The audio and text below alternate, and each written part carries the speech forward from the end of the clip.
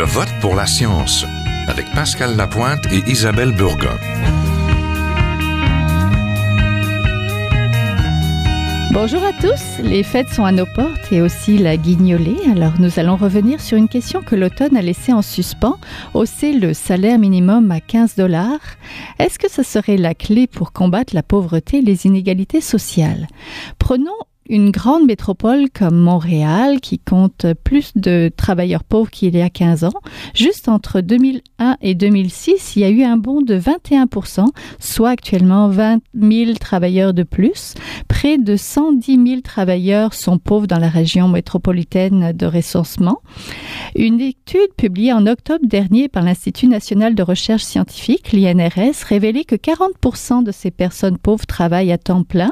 Un travail pauvre sur deux a des enfants, 55%, et a du mal évidemment à se loger, à se nourrir et à se vêtir. Le revenu moyen annuel des travailleurs pauvres en 2011 était de 15 460 $ après impôt pour une personne seule et de 17 920 $ pour une famille, soit loin en dessous des seuils de faible revenu. De nombreux chercheurs militent pour un salaire à 15 $ de l'heure, tous comme les syndicats, les groupes sociaux, des politiciens et même l'homme d'affaires Alexandre Taillefer. Alors, peut-on espérer en 2017 voir un tel progrès social advenir? Ça va être la question d'aujourd'hui.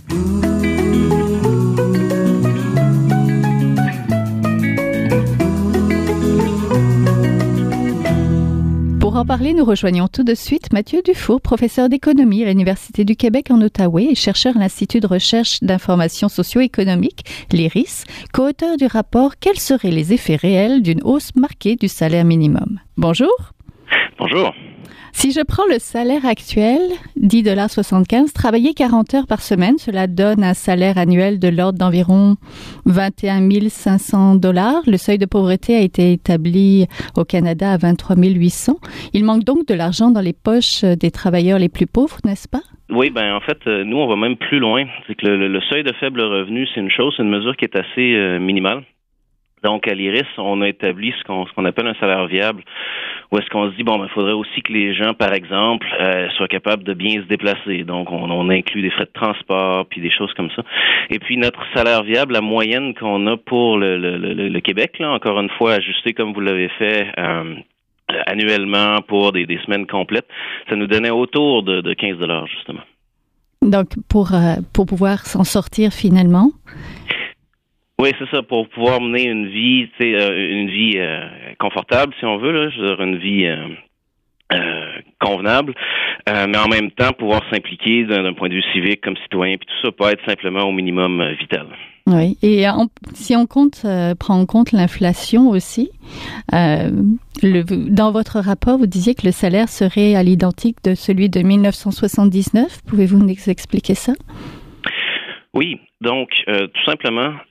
Évidemment, en termes nominal, c'est-à-dire en termes bruts, le salaire minimum a augmenté un peu à travers le temps. Mais ce qui s'est produit, c'est que à partir des années 80, on a bloqué le salaire minimum en termes nominal et pourtant, c'était des années de très hautes inflations dans les années 80. Les années prospères aussi, mais là, on laissait le salaire minimum augmenter. Donc, en bloquant le salaire minimum, mais en laissant le coût de la vie, pendant que le coût de la vie augmentait, c'est-à-dire que ce salaire minimum-là pouvait acheter, n'a pas arrêté de diminuer pendant les années 80. Oui. Jusqu'à atteindre les bas-fonds vers la fin de la décennie, début des années 90. Depuis ce temps-là, on a remis un peu, on a remonté un peu le niveau du salaire minimum, peu à peu. Puis ces dernières années, même, on l'augmente à chaque 1er mai de quelques sous.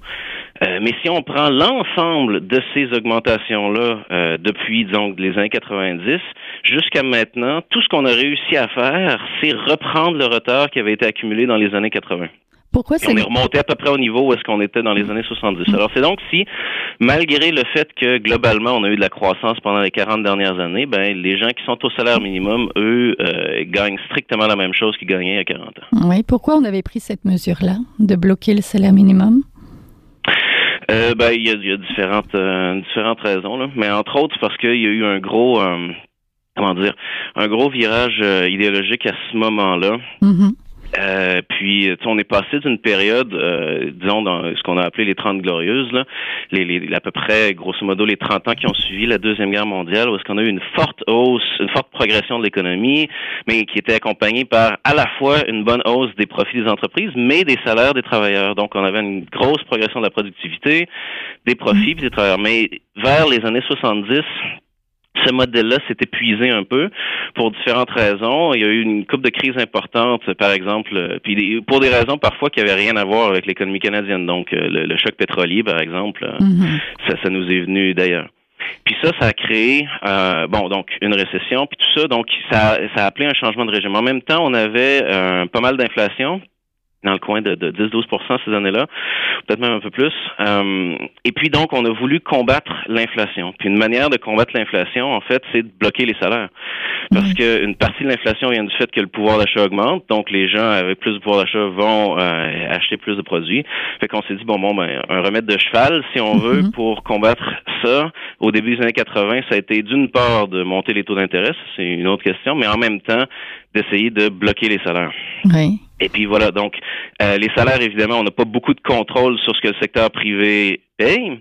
On peut toujours avoir un contrôle là-dessus, mais généralement, les gouvernements s'impliquent pas trop là-dessus. Par contre, pour tous les salaires de l'économie, je veux dire. Par contre, ce qu'on contrôle, c'est celui sur lequel on légifère directement, c'est-à-dire le salaire minimum. Puis ça, on l'a bloqué là. Oui. Qui sont ces travailleurs pauvres? Et combien de Québécois représentent-ils? Là, ça dépend de quelle est la mesure comme telle. Nous, la mesure qu'on a voulu utiliser, c'est, si on veut, le nombre de Québécois qui sont en deçà du 15 $, qui était le seuil étudié. On parle de beaucoup de gens à ce moment-là. On parle de plus de 700 000 personnes. Oui. Et puis, l'image qu'on donne souvent des gens sur le travail minimum, qui finalement, c'est des gens qui sont là de manière très transitoire, peut-être des étudiants ou des adolescents, c'est leur premier job, puis finalement, ils vont aller faire d'autres choses. C'est pas vrai du tout, en fait.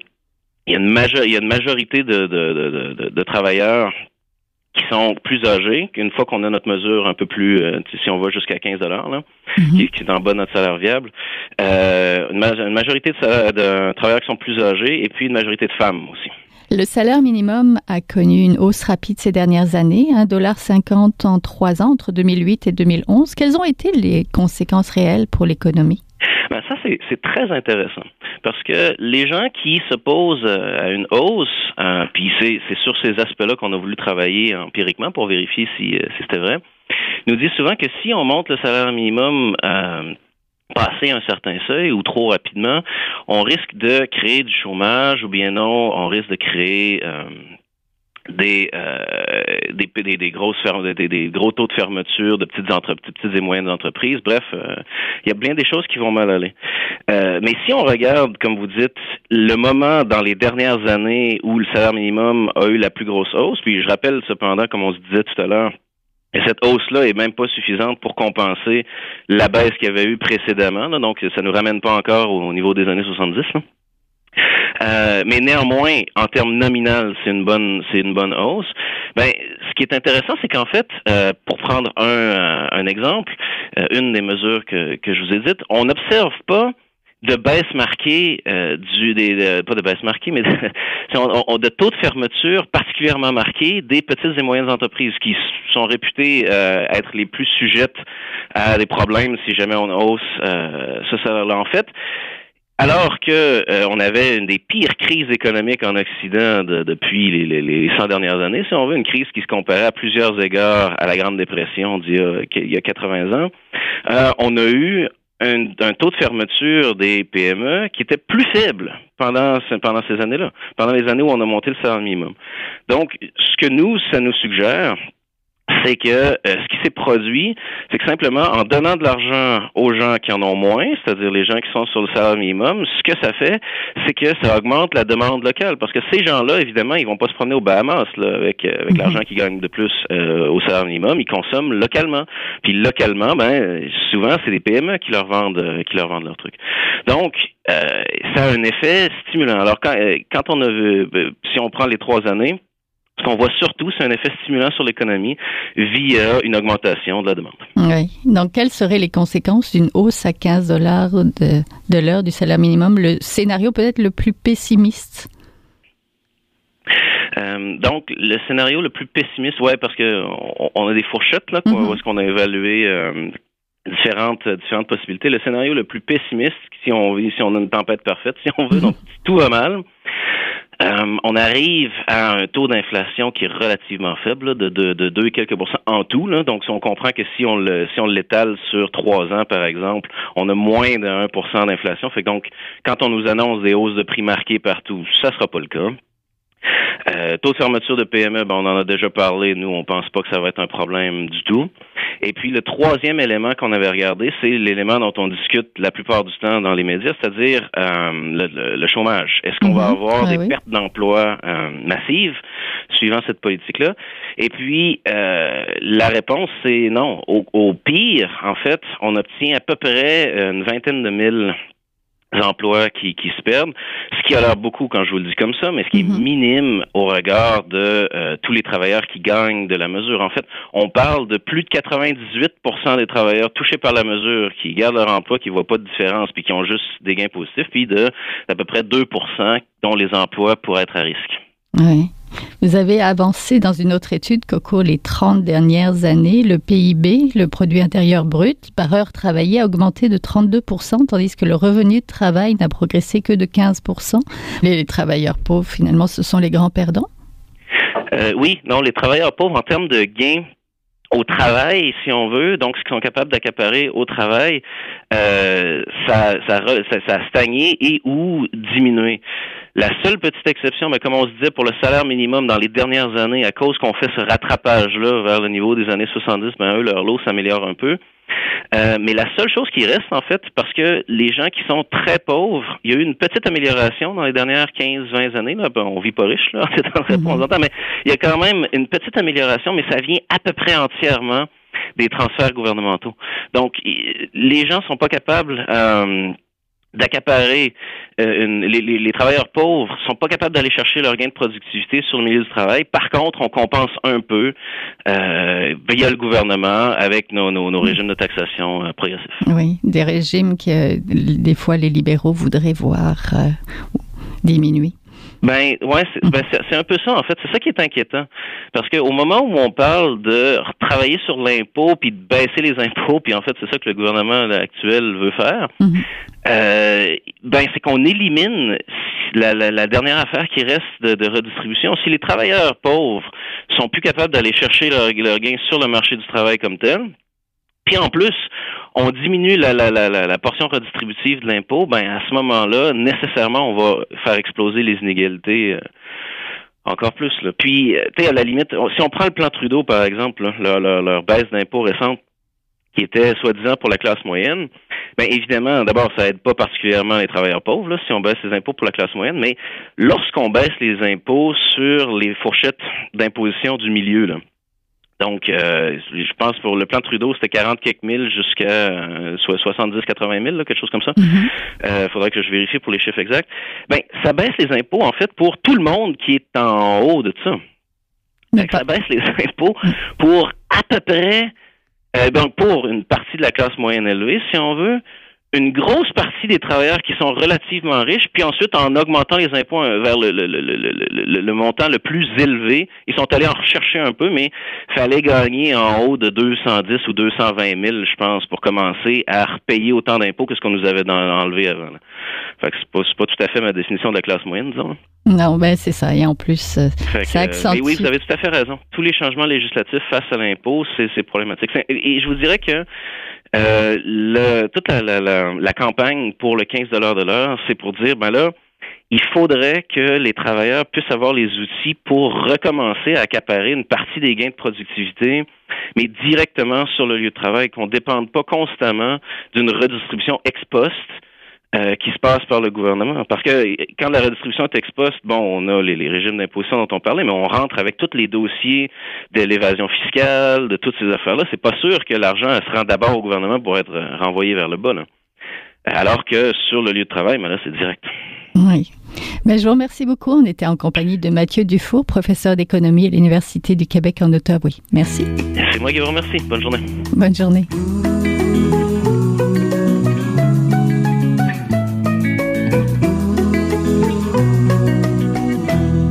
Les 15 $ de l'heure du revenu minimum ont beaucoup fait parler d'eux donc dans les médias et les experts y sont allés de leur synthèse suivant souvent leur allégeance politique. On a débattu également de cette question au Forum social mondial qui s'est tenu à Montréal à l'automne et à un colloque international dont on a moins entendu parler, le colloque Questions sociales et citoyenneté organisé par le Centre d'histoire des régulations sociales de l'Université du Québec à Montréal. Nous vivons à une époque où les inégalités sociales se creusent, les racines sont multiples, la crise de l'État-providence et la montée du néolibéralisme dans les années 80, sans compter les déconvenues boursières qui ont créé un climat d'austérité généralisé. Alors, intéressons-nous à ce fossé qui sépare de plus en plus les riches, de plus en plus riches, et les pauvres. Nous en parlons avec Stéphane Moulin, professeur de sociologie à l'Université de Montréal, membre du Centre interuniversitaire de recherche sur la science et la technologie. Vous êtes l'auteur de Inégalité, mode d'emploi, l'injustice au travail au Canada, à Montréal, un livre aux presses de l'Université de Montréal. Bonjour. Bonjour. Donc, professeur Moulin, quel portrait faites-vous de la situation actuelle? Dans mon livre, je distingue quatre dimensions d'inégalité par rapport aux emplois. Il y a évidemment l'instabilité dans l'emploi, donc le risque de chômage. Il y a le temps de travail, donc l'accès à du temps plein. Et puis il y a aussi les qualifications et les responsabilités. C'est la troisième dimension. Puis la quatrième dimension, c'est le revenu proprement dit. Et donc j'essaye de montrer que ces quatre dimensions interagissent entre elles, parfois sont cumulatives.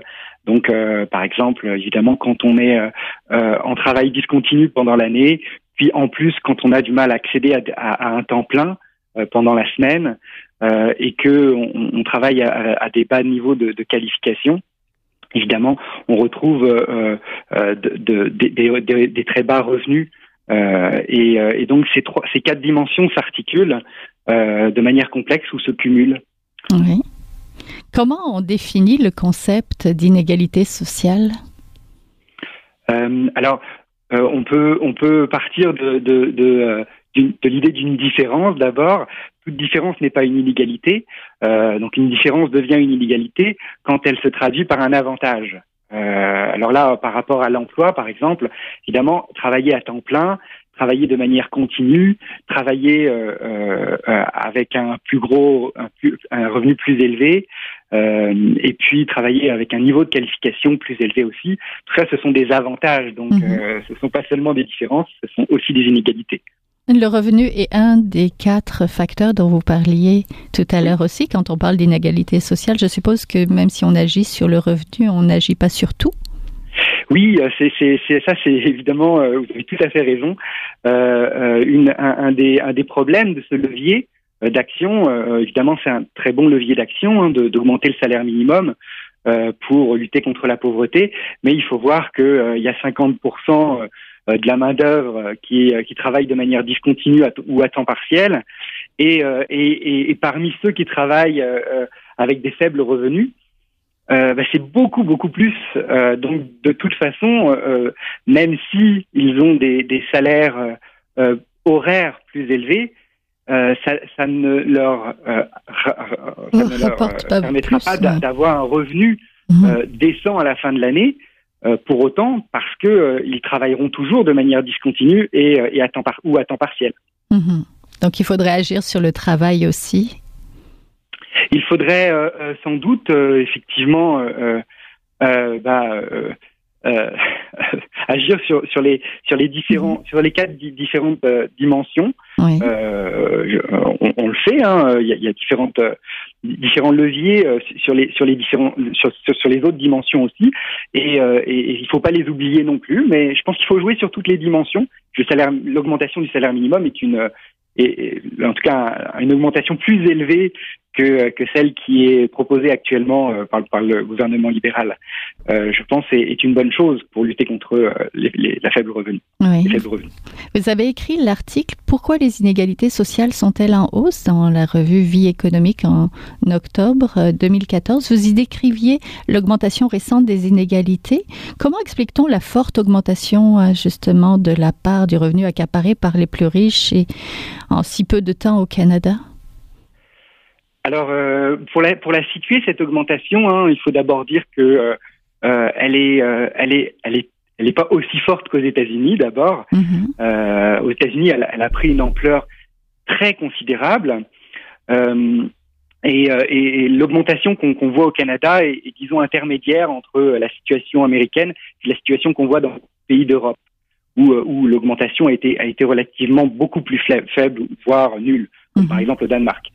Donc on a ici à la fois des phénomènes qui ont trait à des modes de gouvernance qui ont été importés du voisin américain.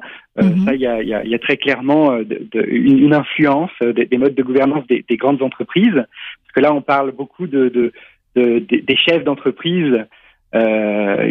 Des plus grosses entreprises aux États-Unis ou au Canada, qui ont à la fois des revenus, des salaires élevés, mais qui touchent des formes de revenus liées à des options, donc des actions, liées à des avantages sociaux aussi très variés. Donc il y a cet aspect-là, en tout cas, de la gouvernance. Il y a aussi évidemment tout un ensemble d'autres phénomènes, notamment par exemple la baisse de la syndicalisation, qui est assez continue au Canada, dans à peu près toutes les provinces depuis une vingtaine d'années. Donc on a ici des phénomènes qui évidemment jouent en faveur de ceux qui dirigent les entreprises, qui possèdent. Et puis peut-être un dernier point, c'est sûr qu'il y a certaines catégories de travailleurs qui ont beaucoup bénéficié dans leur de l'évolution, on va dire, de leurs revenus. Et là, on peut penser plus particulièrement, par exemple, aux médecins spécialistes et aux médecins qui sont parmi les plus présents en termes de profession, dans ce 1%. Et eux ont vu leurs revenus énormément augmenter ces dernières années grâce à des négociations très avantageuses de leurs conditions salariales. Oui, on a vu ça récemment au Québec, mais oui. Quels groupes en ont souffert le plus donc de cette augmentation de la part du revenu par les plus riches? Toujours à peu près les mêmes groupes. Évidemment, ceux qui sont les plus présents au sein des professions à faible revenu, c'est-à-dire, alors on trouve les femmes, les autochtones, on a aussi tout un ensemble de minorités visibles et de migrants récents, et donc ce sont principalement tous ces groupes qui sont traditionnellement désavantagés sur beaucoup des dimensions, des inégalités, qui ont souffert le plus ces dernières années, d'un mouvement qu'on peut décrire ou qui a été décrit comme un mouvement de polarisation, en tout cas très net de polarisation des revenus, aussi légèrement de polarisation des emplois, mais en tout cas très net de polarisation des revenus. Oui, les travailleurs pauvres dont on parle, qui touchent un salaire de 10,75 $ et pas encore de 15 $ de l'heure. Dans votre livre, donc Inégalité, mode d'emploi, l'injustice au travail au Canada, vous intéressez au travail, mais pas comme revenu, mais comme rapport social et d'intégration des individus. Expliquez-nous. Oui, en fait, c'est l'idée simple que le travail est un rapport social. On peut parler même de rapport salarial, et notamment que peut-être l'aspect le plus important de cela, c'est que c'est un emploi qui reconnaît tout un ensemble de droits, donc qui donne des garanties non marchandes en plus de donner, de rétribuer les travailleurs pour un travail. Et ces garanties non marchandes, ce sont les assurances sociales, la retraite, l'assurance maladie, l'assurance emploi. Ce sont également la reconnaissance de la syndicalisation, qui est un recul. Et ça, c'est un facteur très très important. On voit beaucoup de différenciations entre les pays, selon les systèmes syndicaux. Puis c'est aussi toute la reconnaissance des minima sociaux, dont le salaire minimum est un des éléments de ce troisième pôle de garantie non marchande. Oui. Quand vous parlez d'intégration des individus par le travail, est-ce que vous faites appel aux personnes immigrées? Est-ce que le travail peut être justement un levier pour ces personnes-là d'intégrer Oui, bien évidemment. C'est le levier principal. Et donc, les personnes qui émigrent récemment sont désavantagés de beaucoup de points de vue. Les principaux problèmes auxquels ils font face, c'est les problèmes de reconnaissance de leur diplôme. C'est à la fois par les employeurs eux-mêmes, mais aussi par les ordres professionnels. Et puis, on a aussi des problèmes de langue et donc là, il y a tout un ensemble de politiques qui sont mises en œuvre d'ailleurs, dont les politiques de francisation, dont les politiques qui essayent de développer des passerelles pour reconnaître les qualifications. Mais il faut bien reconnaître que ces politiques sont largement insuffisantes. Alors, et ce n'est qu'au bout de 10-15 ans d'intégration à la société canadienne qu'on voit progressivement ces désavantages se réduire, voire un rattrapage. Certaines catégories d'immigrés. Oui, un rattrapage finalement. Merci beaucoup. Oui. On était en compagnie de Stéphane Moulin, professeur de sociologie à l'Université de Montréal. Merci. Merci beaucoup. C'est tout pour cette semaine. Je vote pour la science. C'est une production de l'agence Science Presse avec Radio VM. Au micro, Isabelle Burguin. À la régie, Daniel Fortin. Vous pouvez réécouter cette émission à l'antenne de Radio VM ou encore en podcast sur le site de l'agence Science Presse et toujours nous suivre sur les réseaux sociaux et aussi nous écrire. À la semaine prochaine. Jing Jiahua est un chercheur typique de ceux pour qui les progrès de la bioinformatique ont préséance sur le sens biologique et pour qui la grosse science constitue la seule logique. On y parle de génome, de transcriptome et de spliceosome, de traductome, de protéome et de foldéome, de kinome, de protéasome, mais pas du glaucome de Guillaume, de signalosome vers les lysosomes, et puis phone. Des milliers de candidats qui montent et qui descendent en fonction du stimulus duquel ils dépendent. Pendant que Dr. Roy, on ses résultats et avec son accent chinois, il